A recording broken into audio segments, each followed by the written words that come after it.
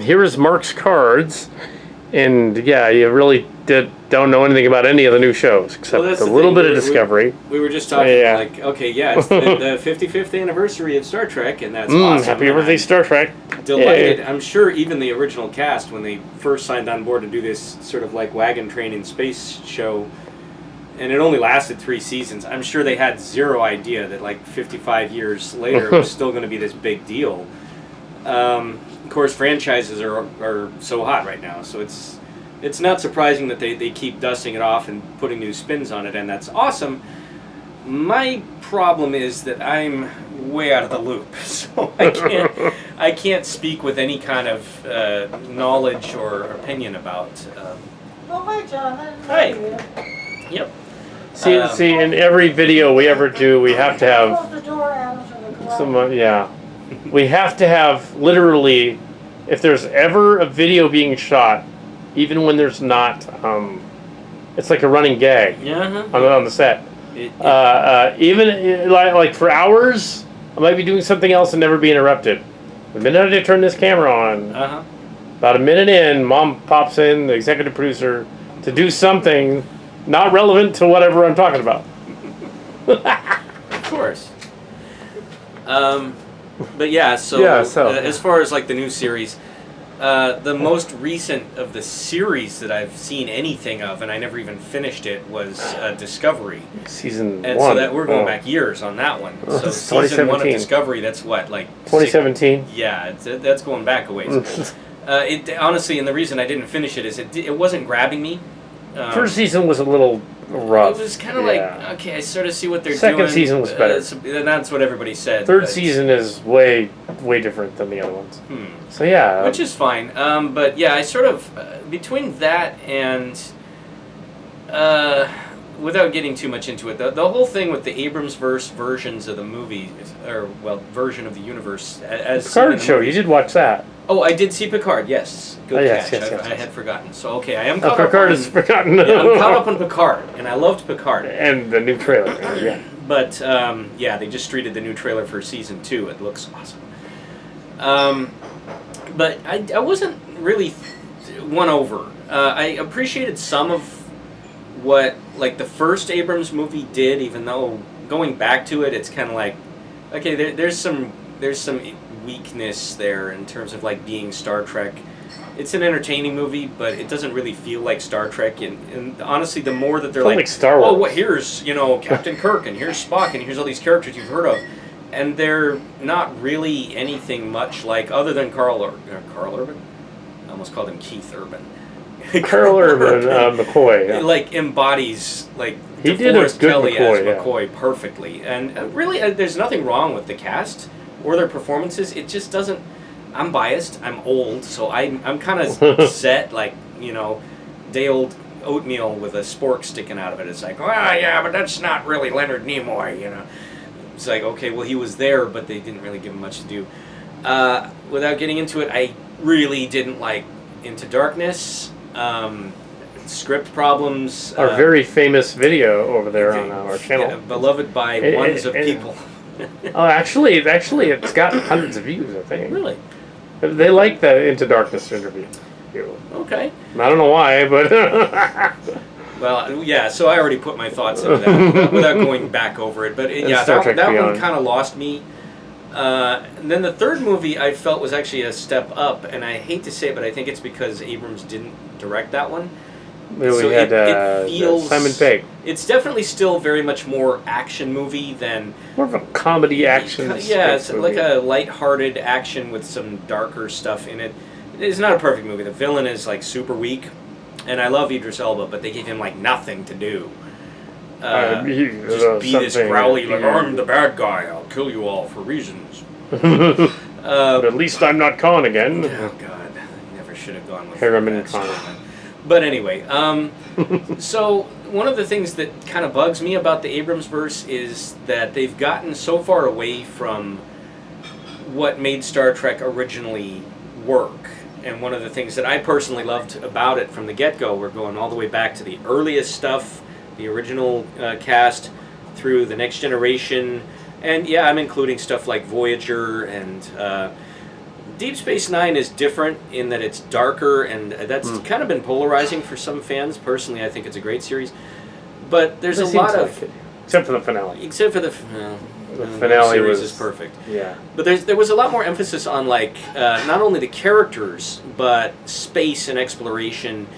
And Roddenberry's whole directive, and I know it infuriated the writers, that you had to like not have any conflict. Like in the future, they don't get mad at each other anymore, and all the writers are like, you have a story where they're sitting around drinking lemonade. I mean, something has to have. They have to disagree about something, or they started to on Next Generation toward the middle. Yeah, but they found creative ways around that, and they were successfully able to sort of push this utopian vision of a future where their goal is to better humanity and also to explore the universe and just see what our place in it is. That is not something that the Abramsverse is interested in doing. The Abramsverse is, there's this bad guy and he's going to blow up the Earth, so go kick his ass, and there'll be a lot of really cool action. Fine, but that's any number of other franchises, that do that perfectly well. And the Abrams movies do the action perfectly well. It's just, to me, old school, crusty guy, it doesn't feel particularly Star Trek. It's like they've got some of the elements, but then the other stuff that I loved about Star Trek, just they don't bother with so much, or they pay very lip service to it. And to me, it was kind of like, okay, you know what? I'm sure it has a whole generation of new fans, and they love it for what it is, and someday they'll be griping about, well, for the 105th anniversary, it's not action anymore. Now it's all, I don't know. But, be that as it may, it didn't grab me, some of the newer stuff. Now, I will admit, I'm completely out of the loop. I am always the last person to catch up on anything. It's a miracle. If I've seen anything current. I got through Picard. I made myself. I was like, I'm going to watch this show, damn it. Just like I was able to get through Loki while it was still current. Usually I'm like, you've pissed off into the Winter Soldier, though. I've only seen half of Winter Soldier. Yeah. I know. See, that's me. It's a lot of that show was kind of... But I'm with you on Winter Soldier just because of the way it was... it wasn't... It kind of dragged on for the first half. It was like... Yeah. I kind of was waiting for it to catch fire. Like, WandaVision was great right out of the gate. And although the beginning of WandaVision bothered me because it was like...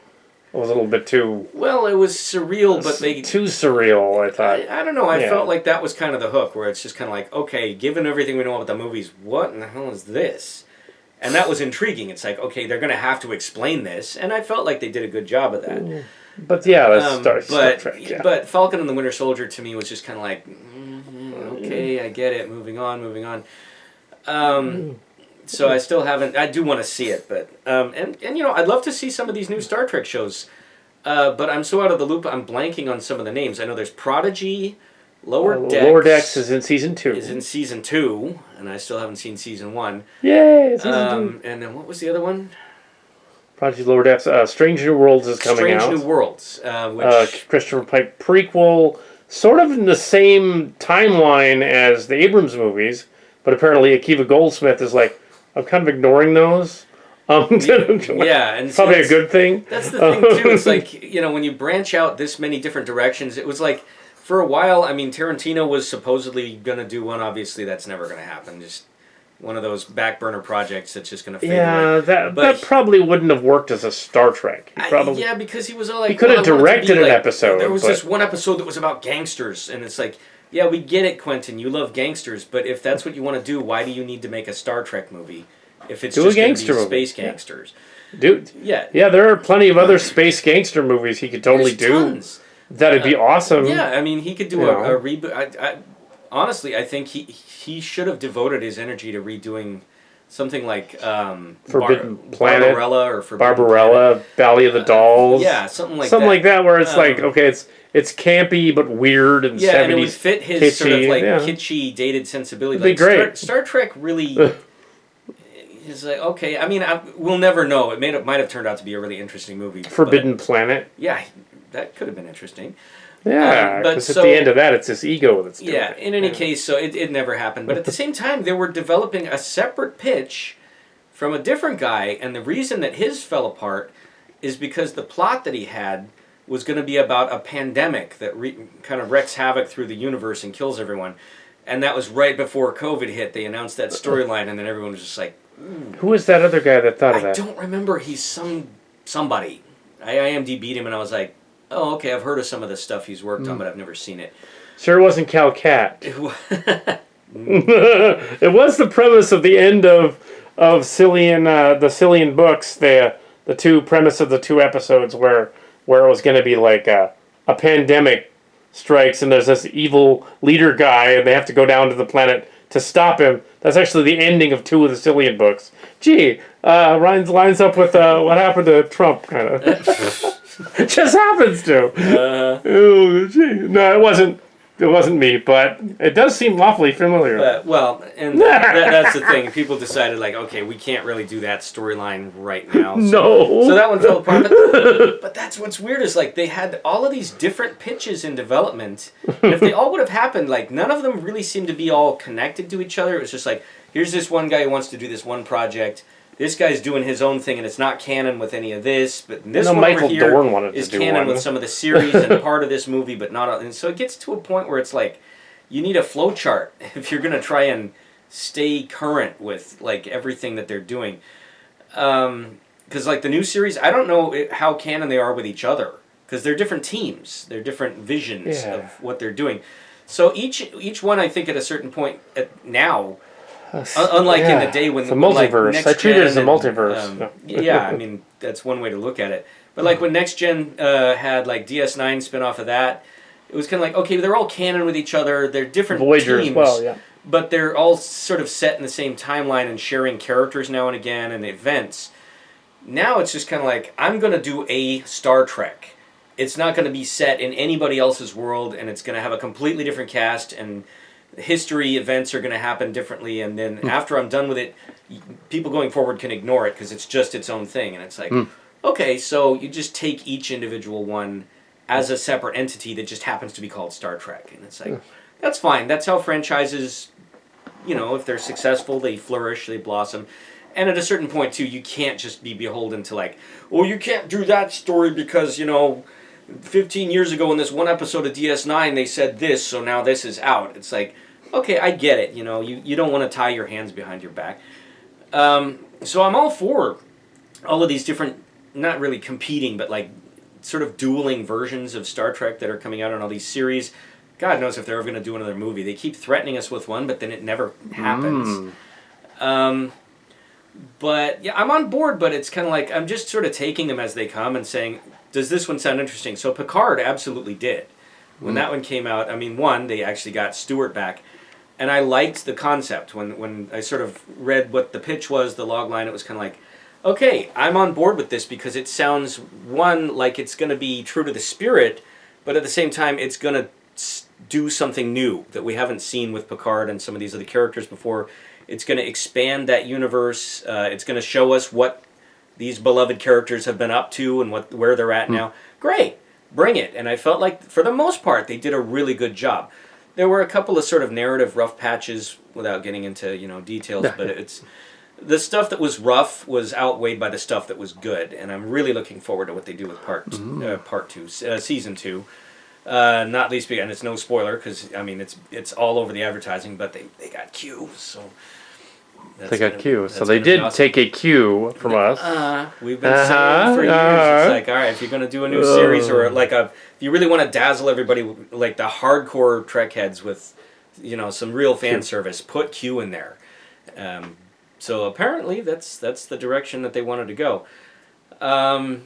Great, bring it. I will make a point to see that one because if nothing else, I force myself to do these things because I don't want spoilers. I don't want like a week out, to be browsing around online and see like, I can't believe Guinan's head exploded in the first section of this episode 3, and then Q turned out to have been like an overlord, a lizard person under a mask and just a puppet the whole time. It's like, okay, I don't want to know these things. He's making that up, yeah. Yeah, and that's total BS that I just made up. Now they're going to do it. Watch. Now they're going to do it. It's going to be a lizard. The worst. Well, they're probably what my guess is the overlords have seized the continuum and are trying to fuck with it and making it all like and That's why Q had to go to Picard and said, like, the trial is not over. Could they just make them kiss at long last? For God's sake, the sexual tension's been going on for decades. Yeah. Just although your line last night did not appear in the trailer, but it's still funny. It should happen. It should be like, well, Mr. Q. There was the line in our version in which you said, Q, so help me. If this is one of your tests again, So, you like it, Sean. He does. That's why he keeps going back for more. But, yeah, I mean, it's always a pleasure to see John Delancey back in that part. So, looking forward to that. Yeah. But as to the new series, I'm kind of waiting. Like the new animated one, we just watched the trailer, the one with Janeway. Prodigy. Prodigy. Yeah. See, I can't even keep them straight in my head anymore. That one's set in 2383. It looks more Lower Decks is in 2380.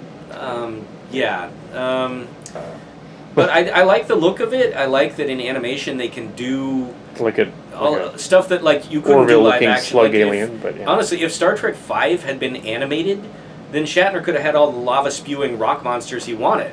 Exactly. Instead of one clunky one that was so bad they had to cut it out of the movie. So with animation, it's like, okay, make the aliens look alien. And that's one thing that I've always wished Star Trek could do more, is make the otherworldly more otherworldly. And they were always kind of hamstrung by their budget. Like even Next Gen, which had a huge budget for its time, every single alien they meet is a person with funny head makeup on and their appliances. nose and maybe Westmore and Worley Torme were talking about that years ago. And it's like, I get it. They couldn't do... Well, yeah, they can't make a guy look like a bird, literally. A guy walks in and he's literally a giant anthropomorphic, or they couldn't make a big lizard dude with a long an alligator teeth, with everything. 4 arms would be awesome, although they can't do that. That's mine. That's yours. Although Terrellian originally was one of your... Originally. Yes. Terrellian. They sort of morphed and mutated in my head quite a bit. They had 5 other versions of... They kept mentioning that word, and that was literally right out of our non-Star Trek related high school fanfic. Yeah, and they kept putting it on Star Trek. It's like, Terrellians.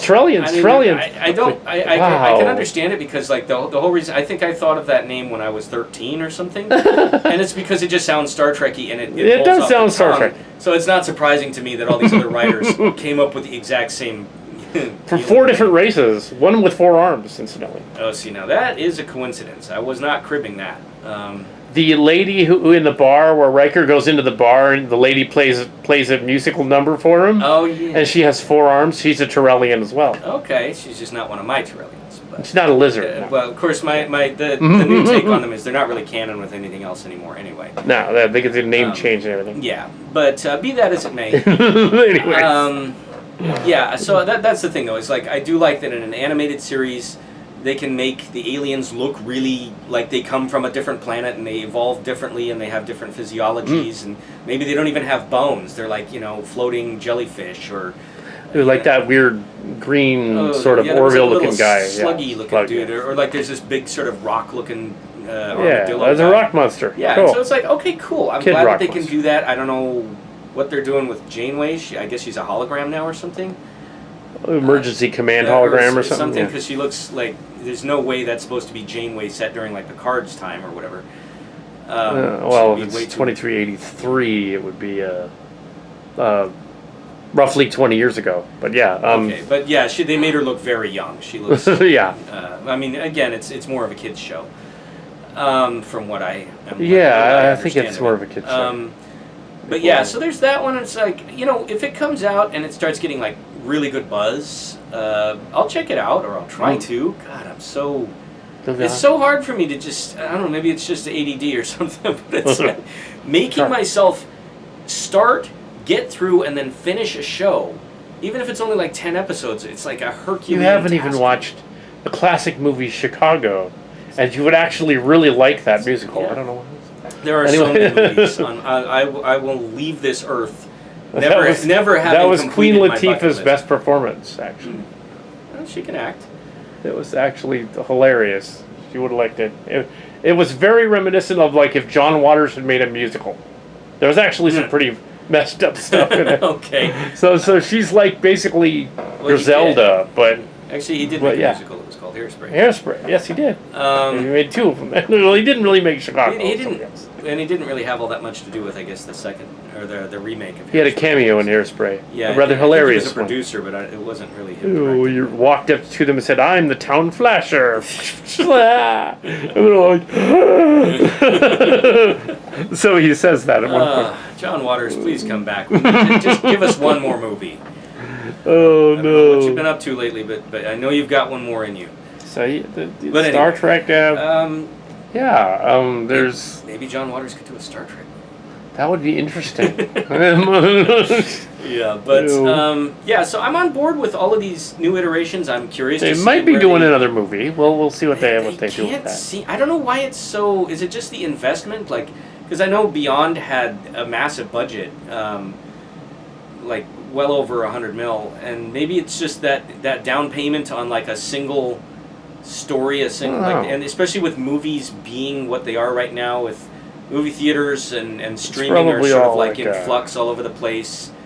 Maybe they're getting cold feet about producing something like that. I don't know. On the other hand, you've got like Netflix spending well over $100 million on. Actually, that new Lord of the Rings series, I think they spent like $500 million on it. So. And that's like Lord of the Rings. We just saw that. Not too, but it's set in a different time period. Yeah, so it's kind of like, well. Kind of have they're to. bringing their A game more than just the budget, but I would think that they could do a Star Trek movie. One of my ideas for a Star Trek movie, if they wanted to continue the story arc of where it was after Beyond, have, or at least kind of in the same universe as Beyond. My idea was have it be an episode set on the Farragut and have young Lieutenant Kirk. And sort of kind of reset a little bit the Abrams, Kirk, and not that thing. Have it be Forbidden Planet, but Star Trek, and they have to go to this planet and they're trapped there. And that's great. And it's young Kirk and the Farragut. Right, and you're bringing in... Yeah, and it's before the 5-year mission. You're kind of course-correcting on the whole, like, Kirk really shouldn't be captain of the Enterprise this early in his career. They just did that because they were and don't explain impatient. It how he's there. Just like, it's I know why they did it. They were like, we're going to do Star Trek. It's going to be an origin story, but we want it to be like it is in the series. And it's like, but the reason they are where they are in the series is because they'll have backstories, and they spent years getting to where they are. Part of the problem with part of the problem ergo with Into Darkness, in that you had them basically trying to fit 20 years of history into 1 hour. 1 hour and a half. They literally have to 2 phone hours. up Spock and have him explain to them why they should be scared of Khan and why they should even know who the hell he is. Now, if they just redid Space Seed, it probably would have worked better. They just said, this is the first time you've ever met him. Boom, here we go. Yeah, any number of things they could have done. Because Wrath of Khan was clearly supposed to be 16 years later. Yeah, I mean... It didn't make sense. And that's the thing. They got impatient. They tried to have it both ways and just jump right to the big climactic... Because Star Wars, Star Trek. But yeah, and so like... Yeah, again, we've already kind of we went there, but that many times. But I forget where I was going with that, actually. Also there was... Yeah, the idea of doing a young the Kirk. idea of set it on the Farragut. So you're course correcting that. And of course, I like this because an alien planet that they've never been to gets into that whole mystery and exploration thing. The only Star Trek movie that ever did that is the original motion picture. All of the other ones have been about the Robert Wise one, where he went. They allowed him to go back and fix some of it. Was actually very good. It wasn't like the Star Wars prequels re-engineered. They trimmed some of the extraneous. Like, it doesn't feel like it's 8 hours long anymore. Very much improved. If you were ever put off, but they didn't ever go beyond that DVD release. They did not put that version on Blu-ray. I don't know why. It's got to be the rights. I don't know. Because that version is far superior to the actual movie. It's the one that I would rather watch, and I don't always say that. I'm not usually a big fan of going back and tinkering with. But they just made the version that played in theaters was never really the director's cut. It wasn't anyway. Finished. It literally wasn't part of finished. the problem. But my point ultimately being that the motion picture is the only one that's about the mystery of the universe. All the other ones have been about Klingons and politics and fighting the bad guys, which is fine. I mean, I love Star Trek movies. 4 was kind of about saving the whales. And that was a little different. Kind of tweaked with the whole villain. They're really never interested in explaining what the probe, where it really comes from, and that's fine. The same way that, like, I don't feel Yeah, like Thor you need to and ever the- explain the Borg. I know a lot of the books have done this, and they're like, oh, well, actually, Putting it a was queen in there upset a bunch of people. Yeah, and it's they're like, no queen. honestly, no. it's okay to leave some of these things mysterious. They don't all have to make sense. Yeah. But I'm okay with mystery, and I want more of it, and that's kind of the whole thing. Like little kid me looking up at the stars, dreaming of being on Star Trek would have And said, being beamed up by your desk. I want to to find space. something new. I want to explore a mystery, something strange, and that nobody's ever seen I would do before. that. The Farragut. I don't want to see and just the another. Farragut. Oh, here comes another Klingon who can punch people really hard, and we have to fight him. It's like, yeah, been there, done that. Please give me. Then what else is there? Give me some science fiction in my science. It's like in Star Trek V when they wants to punch a hole in the universe and staring back at them in the face of God, and he goes like, then what? Yeah. That old and story. then we saw in 5 why that fake, wasn't really the best idea cheesy to adapt. God thing. That was originally the God thing was originally the plot of the motion picture. Yeah, and they they very just correctly adapted didn't do that. Because Roddenberry's like, then what? Yeah, and then yeah. Then what do you do? It can't be God. It's got to be an alien. His idea was kind of cheesy too. The Planet of the Titans, where they were going to find all these Roman gods and. Sort of already kind of did that. They already did that with Who Mourns for Adonis. Adonis. Yeah. So it's kind of like. But then they'd have to fight giant Roman dudes. Yeah, but the thing is, though, like maybe it's because the motion picture put people off. It was a huge hit, but nobody really loved it, and so their course correction for that was to make I saw it in the theater when I was 9. like Moby Dick and Horatio Hornblower in space. Horatio Hornblower, and they which made it one is. of the best Trek movies ever, and in Wrath of Khan, and everybody loved it, and it was a huge hit, and they were like, "This is what we're doing." And they kept copying it, the elements of that, over and over. And unfortunately, this is where I kind of fault the Abrams verse because they got married to that.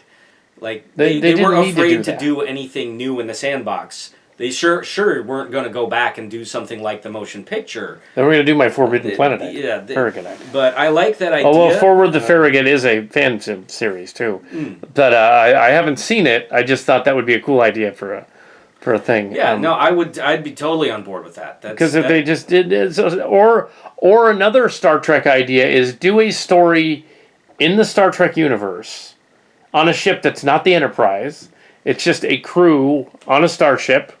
And it's a fun Star Trek adventure, a sort of Rogue One standalone type of thing, where you're all like, a whole new cast, and they've that would be awesome. That way you have your own backstories. You could do whatever you want, blank slate. You could say, all right, there is a big green lizard. Why not? And because they're not like the flagship of the Federation, they're not necessarily being tasked with these life that or would death, be cool. save the That would be universe great too. Missions. Like Maybe they've got some autonomy in there. It's like when you look at the original Star Trek, a band of they rogues. work for Starfleet, but they seem to have a lot of freedom to just sort of do whatever they want. Like Kirk's just like, let's go check out that planet, okay? That'd be fun. Like, yeah, okay. Why not go back to some of that sense of adventure and exploration? I would love that. And really at the end of the day, Star Trek is always about humanity. It's like, sure, they find aliens, but at the end of the day, it's teaching us something about the human condition. And that's, again, that's something that's really important to Star Trek, and it's one of the things, and I'm looking at you, Beyond, because you totally screwed up with the villain. Did it another big reveal, and this isn't a spoiler because that movie's like 10 years old now. He used to be a human, and like you found some alien tech on a planet that mutated him and kept him alive. And 2016, it was 5 years ago. Yeah, and it's like, okay, then that's how they defeat him at the end with his evil plan, because he's lost so much of his humanity. He wants to kill everybody with Deus Ex Machina weapon, whatever. And then I was thinking, okay, this is perfect. It'll be poignant. Kirk will appeal to his humanity and just get through long enough to get the guy to realize, oh, that would have been a better what ending. have I done? I'm going to stop myself. And then like sacrifices himself and destroys the weapon. And Kirk's still the hero. He saved the universe, but you still got they needed that to do human that touch. And instead, it was just like, I'm evil. I'm evil, and I'm going to punch you hard. And then Kirk's like, oh yeah, and then he kills him, and it's just like, okay, well, you went with the comic book ending. You didn't do really Star Trek. The Mandalorian is an excellent Star Wars spin-off thing with those characters. Very different vibe. Very I different, mean, that's much more of like a spaghetti Western yeah. in space, which I love, and I. First season not to is go awesome. on to that rant, but that's the Mandalorian kind of redeems Star Wars for me. It does. I mean, especially after the last movie. Yeah. Just kind of, I feel like I'm done. And there's another one where there's like so damn many series and spin-offs and animated stuff and all this stuff, and I'm just like, there's nothing there to make me want to put in the effort. Other than The Mandalorian, which is actually a good story that's well told. But all these you got to see season 2 if you haven't. I haven't yet. See? See? This is what I'm saying. It's already aired like a year and a half ago. All that controversy about that lady was in it. Yeah, she kind of did herself out of a job there, but she does get to the end of season 2. Yeah, so, I guess they didn't have to like pull a Star Trek where it's like, oh, her contract is up.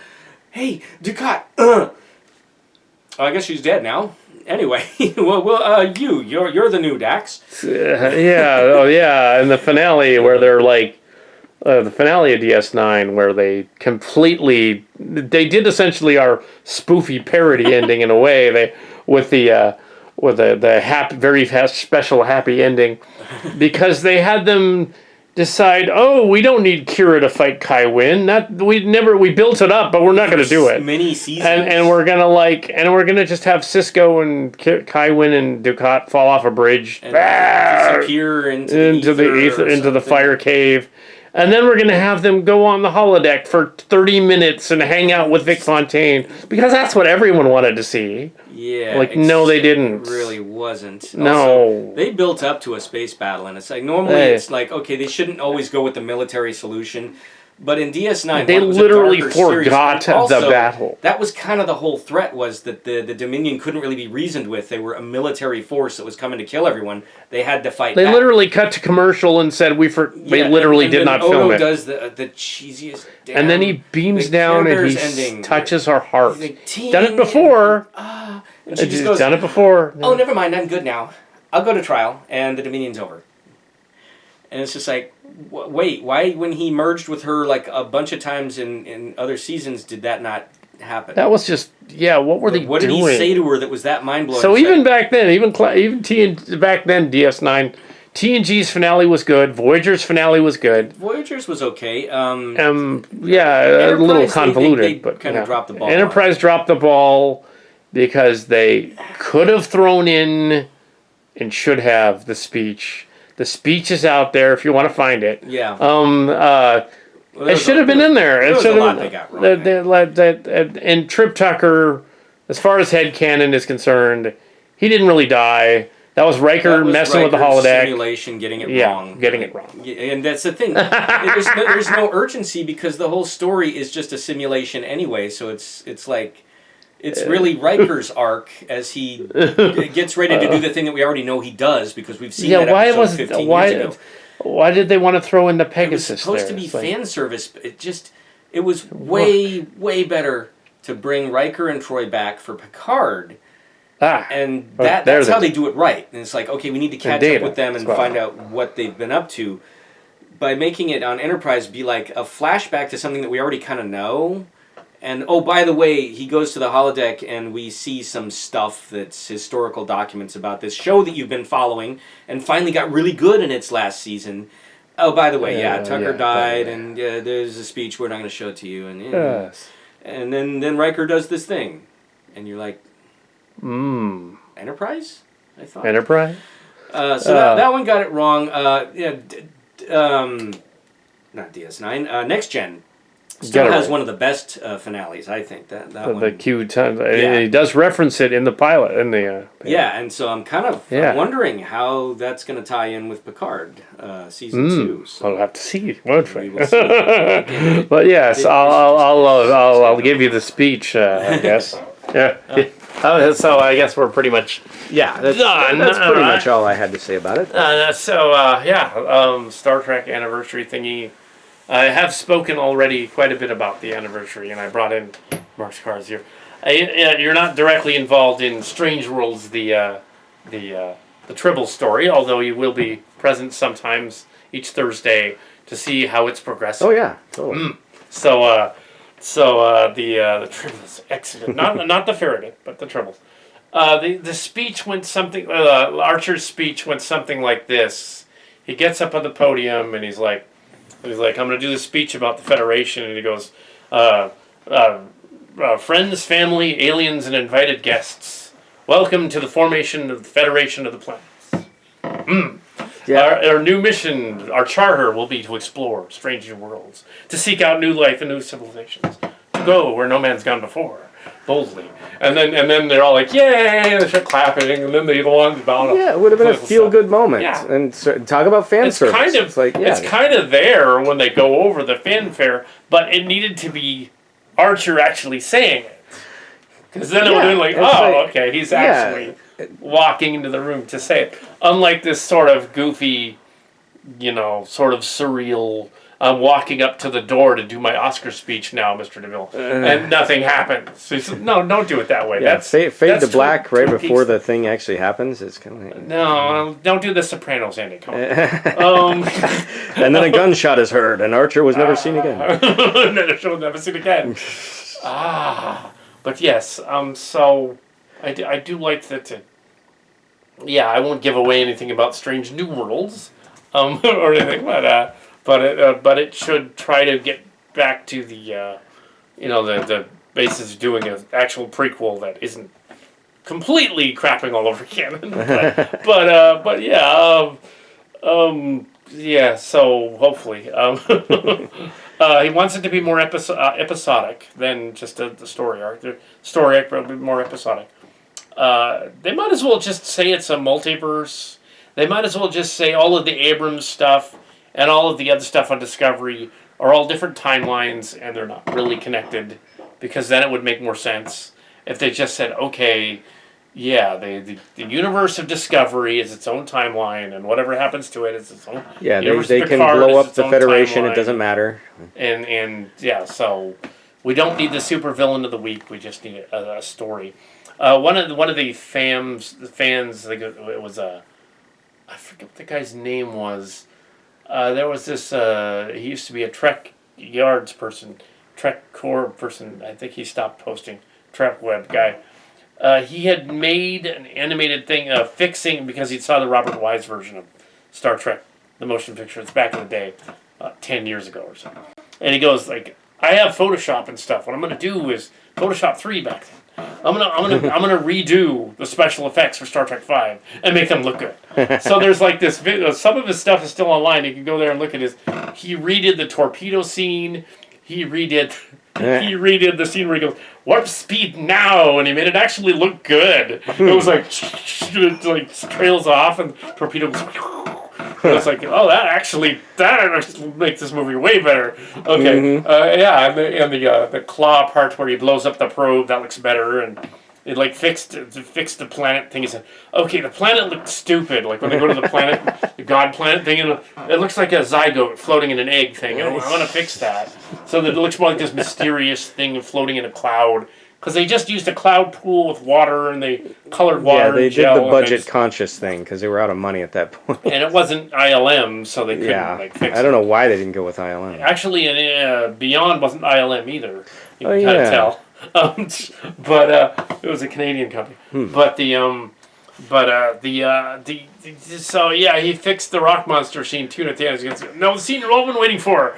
I fixed the rock monster scene. It's like all I had to do was like duplicate in like CG these little like toy rock things, and like, and he put them out like they come out and he's all like, and they're like, they fire back at him. It's like, all right, that works. Yeah, although it's still kind of a cheesy idea. So he had the rock creatures actually piling up and coming in, and Kurt's all, back and forth, and then the Klingon ship fires. And they fixed the part where the Klingon ship fired on the God, which was silly, and he made it look more like it drained it, like, and they could escape. Huh. Okay, that makes sense. Actually, what they should have done was like that thing at the end after like Spock blows up God's face for some reason, and then Kirk's like, "Go ahead, what are you waiting for?" And then the gun aims at him, and he fires. Then it fires. The CG like Shatner exploding, and then pan over to like Leonard Nimoy just like smiling, just roll credits. Yes, now I'm the captain of the Enterprise. That's for this horrible script, Captain. Yes, this one you stole from the God thing from the first movie, way a long time ago.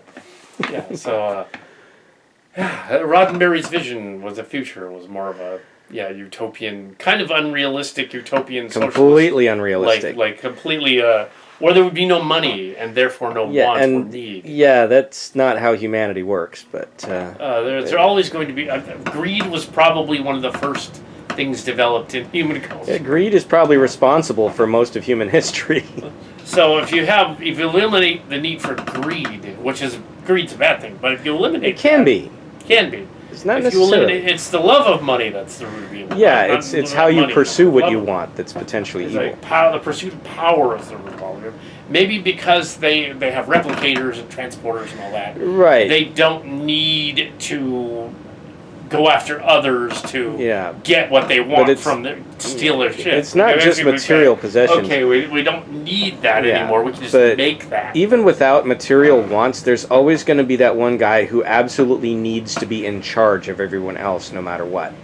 And he can put him on his own little planetoid somewhere and whatever. Which was the point of the ending of the Cillian plague story, in which the modeled after which is they're still feeling the effects from because of the space plague, and in the new one, and they're because it's still going on, right? Mm-hmm. But they did send the evil leader Cottle out into space, who was all like, after they cream pied him, they threw cream pies at him in the story, and they threw cream pies at him. And he said, well, I'm going to go into space, and I'm going to be my own space hero. I'm going to go into space because I was awesome. The election's rigged. I'm going Woody into Allen space. there. And he goes into space, and he's like, and they're like, okay, go into space, buddy, but we won't tell you how to survive there. Just go. Yeah. And he goes into space, and I'm important, it's wonderful, and everything. Actually, the alt Transformers also made fun of this and had him go out into space and did the same joke, but actually live with that. So this Coddle guy goes out into space, and he goes to a planet like Mars or whatever, and he gets out. And he says, I'm going to be the leader of Mars, yay! And he walks out onto Mars without a spacesuit. So he walks out, he's like, yay, I'm going to be in charge, you'll see how wonderful I am. Ah. He goes, oh wait, there's no air on this planet. And he just kind of dies. And they're all like, well, there's a.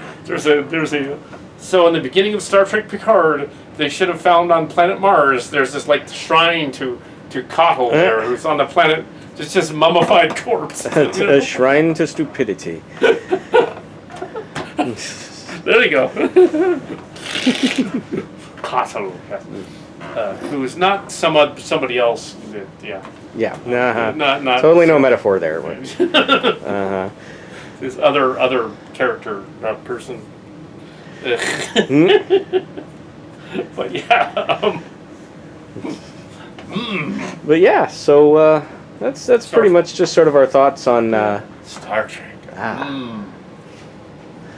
Yep. So it is the 55th anniversary, and we would be remiss if we did not include. And it's not like we're the Power Beast. The Power Beast. There he is.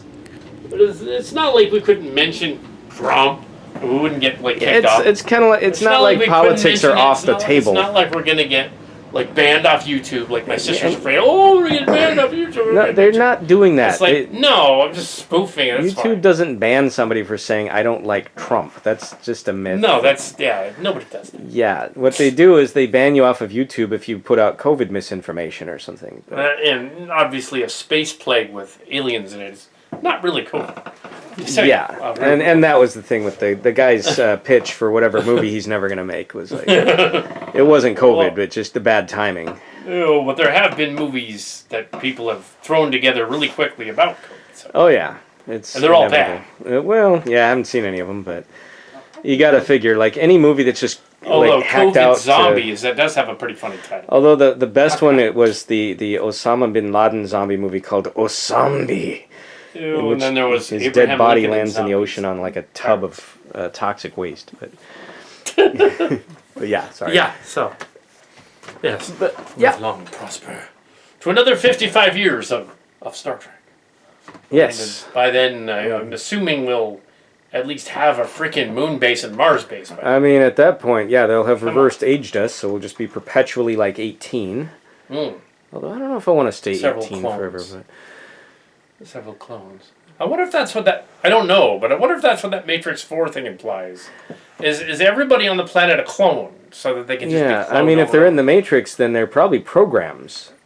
program. Yeah, I don't know how Maybe they never go into reality at all. Maybe they're just part of the game. It remains to be seen what their story idea was. You really can't tell from the trailer, which is a good thing. I'm glad they don't just give everything away. That was my idea, like that they should have done for the third Matrix movie. Yeah. Instead of going with this, Neo's a god-like entity, Jesus He's thing. Literally becomes really, Jesus. really stupid. Instead of that, what I would have done is I would have had the third movie end with them realizing it's still part of the Matrix and they're still in the game. Yeah, like even Zion is just part of a simulation. They pan back and they're still... Of course, that would have been a very nihilistic ending. Like, well, it's nihilistic would have just anyway, said, like, so. okay, nothing they did really mattered. They didn't escape and the Matrix wins. Or I would have gone for, okay, yeah, they did break out of certain parts of it and it says, like, system error, like the first one. And then it would explain his powers, because then he doesn't really have powers. The thing is controlling his program, but there are other programs and other ways out. So. There's any number of things they could have done. It's just like we didn't need like 50 minutes of philosophical, slow discussions in train stations about the nature of existence. That was weird. And then Merovingian and the architect and all these characters who like... The movie presents them like, you think these are fascinating. It's the Matrix, but it's Isn't a Merovingian like the line of Mary? Yeah, like French royalty or something? I don't know. None of it really. The first movie's still great, and the sequels have some good action, but yeah, we could skip the third one. Anyway, here's hoping the fourth one's a corrective. Yeah. And if they're the preliminaries of Star Trek 14 in production... hopefully they will do the third one. Yep. Of course, they'll have to give us credit. Yep. But anyway, I suppose we have said our piece on Star Trek, and I think we gotta go grab some dinner. Star Trek 14. Yes. Maybe? Yeah. Yeah. We went on way longer than we thought we would.